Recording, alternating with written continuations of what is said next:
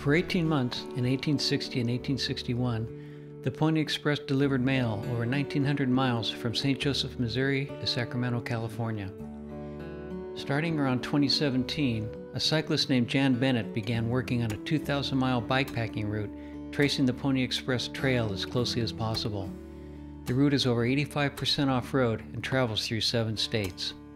My name is Scott Allenbaugh. In summer 2021, I spent 5 weeks bikepacking the Pony Express route. Well, not all of it. I rode about 2/3, 1,400 miles from St. Joseph to Salt Lake City, Utah. I'd previously scouted the trail in California and parts of Nevada, so all told I've ridden about 90% of the bikepacking route, but I'm getting ahead of myself.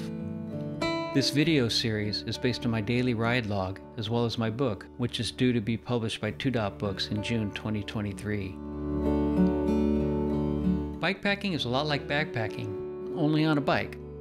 It's the same aesthetic of traveling as light as possible while carrying everything you'll need.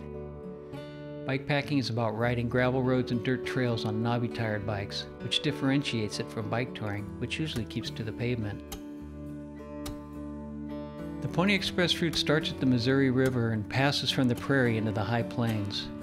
It crosses the Rocky Mountains at South Pass, climbs over the Wasatch, crawls across the Great Basin, and mounts the Sierra Nevadas before dropping down at last into California's Central Valley.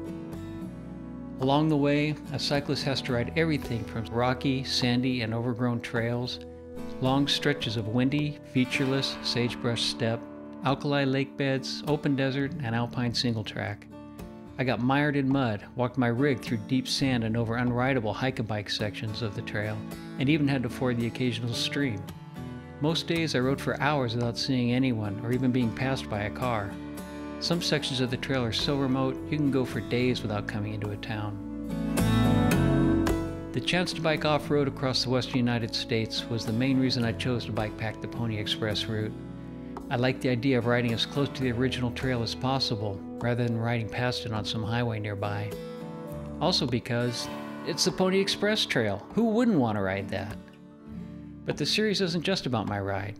The Pony Express Trail followed most of the California, Oregon, and Mormon pioneer trails between Missouri and Utah. Hundreds of thousands of people emigrated over these paths in the mid-1800s.